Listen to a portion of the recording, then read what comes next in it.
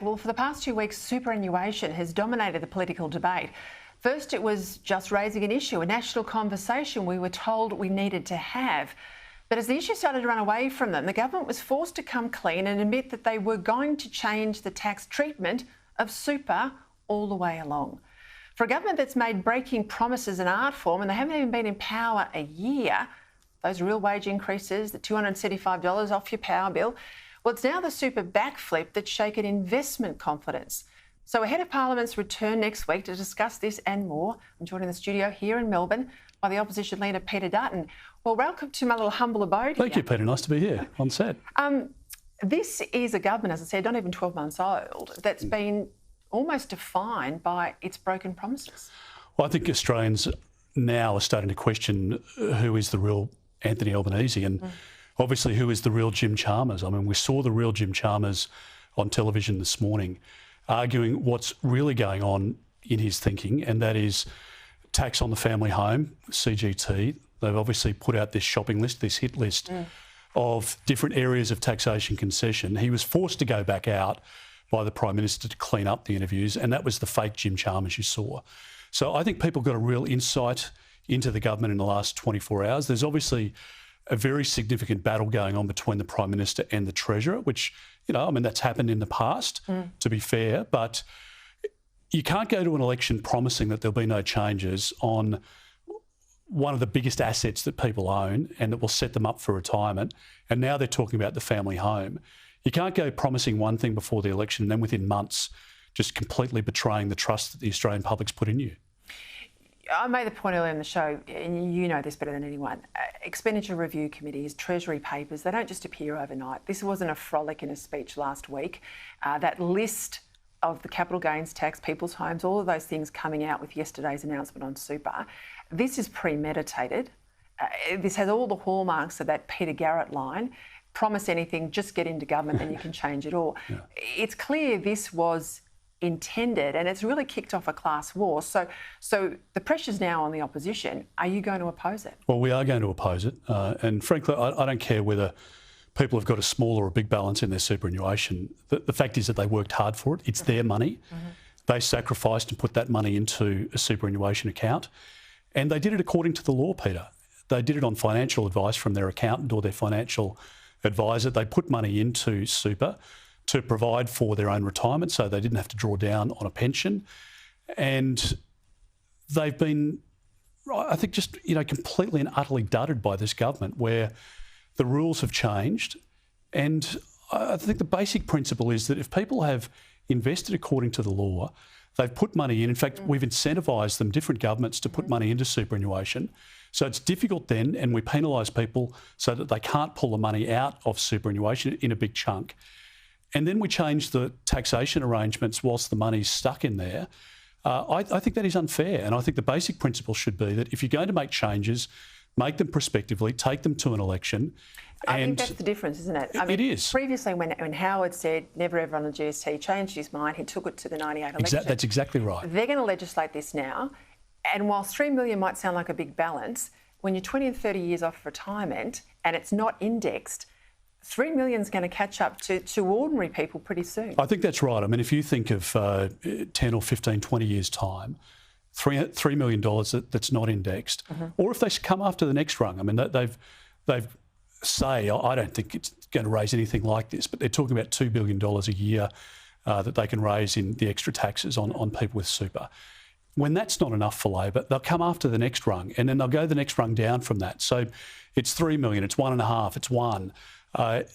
They just have this view that it's the industry funds money, that it's a pool of money, a honeypot, as Stephen Jones pointed out, for them to use on their pet projects. And Labor will ramp up spending at a time when they shouldn't be in the next budget in May.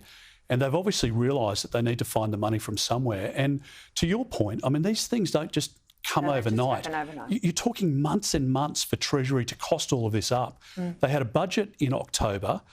They were elected in May. So Treasury would have been on the budget from day one. And I suspect that the Labor Party has walked in with this wish list, given it to Treasury and said, cost it up as soon as you can. They've got it now. And I don't know what else they've got installed in this budget. But the Aston by-election, for example, has been brought on with great haste, and I suspect it's because there's a lot in this budget that's really going to hit middle families, including in areas like Aston, right between the eyes at a time when they can least afford it. Are you going to win Aston? I think we can win Aston, but I think it's very tight. We've got a successful... Labor like to say you're unpopular in Melbourne, but you're down here campaigning again, aren't you? Well, I've been into Aston more times than the Prime Minister, and the Prime Minister made his intent clear in relation to Aston in the last budget. The first opportunity to show that they cared for Aston, that they had some regard for it. They cut 5 projects, infrastructure projects, that we had funded when we were in government. So that was the first act of the Prime Minister in relation to Aston. But by-elections are always tough. Ellen Tudge was a popular local member, worked hard, and we've got a great candidate in Rashina Campbell. She was out door knocking the day after she was pre-selected. And I think in a by-election, people are really looking for somebody who can be a local champion for them, a good local member, and I think she ticks those boxes. We talk about the voice a lot here on the show. Yeah. A lot of people are concerned, even when they have sympathy towards the arguments from the Prime Minister, that they're just not getting the information. The news out today that big tech is starting to pull information from the No campaign, the weighting of taxpayer funds towards the Yes campaign. I've watched where you've been in the last few months. You've done a lot of hard yards getting out to these remote communities. What are they telling you is at the forefront of their mind wanting from Canberra? Is it the voice? Well, Peter, in some communities, they've got great success. Up in East Arnhem Land, and you've been up there before, they've got employment programs. They're using the royalty money to build roads and infrastructure. They've got a good health system. They don't want to be disrupted by a voice. I mean, they support a voice. They made that very clear. But they don't want a voice that is going to disrupt their local decision-making. They've got Dialect, which essentially is the 4 clans coming together, almost a cabinet, a mini-government. They make decisions in their local area. The voice has the potential to override the local Indigenous elders' voice. And so people are, understandably, even in the communities, asking for detail. In some other communities, in Leonora, for example, where we went in WA, huge issues around alcohol and violence, etc., domestic violence, abuse of children, all of that playing out there. The voice is the furthest thing from their mind. When you speak to the women, the Indigenous women there on the ground, they want an end to the violence. They want the grog bans brought back in place, and they're much more practical about getting the outcomes that they want in their community. And there are a lot of Indigenous leaders, I've got to say, as I move around though, who, when the meetings are over, pull you aside and say, look, you're dead right asking for the detail because we've got no idea how it's going to work. And if you're getting that from Indigenous leaders, and a lot of them, frankly, who I think there's a rising level of frustration with the way in which the Prime Minister's approached this debate. Sort of the blurting out at Garma of the words. Now Frank Brennan and others have come out and said it's not going to work. Cabinet government. Exactly right. So no engagement with us through any of that process. And I think that's why Australians are asking, even if they've got good intent, maybe an inclination, they're asking for the detail because they don't want another layer of bureaucracy. They don't want another ATSEC. They want something that's going to provide practical solutions, and the questions around the implications of being in the Constitution need to be answered by the Prime Minister. But again, the Prime Minister's been in politics in Parliament a long time, almost 3 decades. So he's tricky with his language. We've seen it on the $275. We've seen it on the superannuation, as you pointed out in your comments off the top.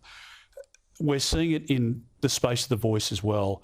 And I just think people are starting to sniff out another side to the character that maybe they haven't seen so far. Just quickly, you were very strong on some comments today about submarines. You don't think we should go with the British build, we should go with the US build.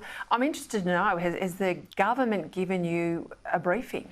No, not as yet, and I hope that we get one soon because whilst there was short notice given to the then opposition when we brokered the AUKUS deal with the United States and the United Kingdom, there were security reasons for that.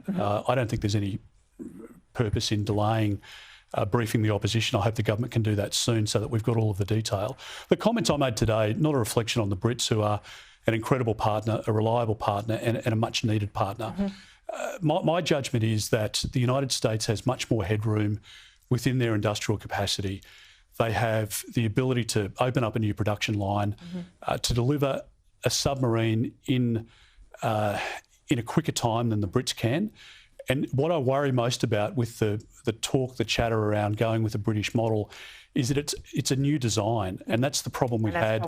It's exactly the problem we had in frigates at the moment. The problem that we had in relation to the French, it's a new design. And the beauty of the Virginia class with the US is that it's a proven design. You could start construction on it tomorrow.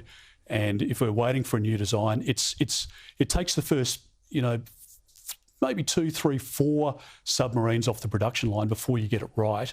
There are inevitable delays. And we need those vessels as quickly as possible. So that's my logic, and the advice that I had when I was Minister for Defence was that there were capacity constraints within the British system with Rolls-Royce and Barrow-in-Furness, and so it's no slight against them. I think we've got to act in our best interest, and we'll support whatever decision the government makes, but that's where I think the decision should land. I've got to go, I'm out of time. I'm sorry, thank you. That's all right, no, that's a very important issue. Got to leave it there.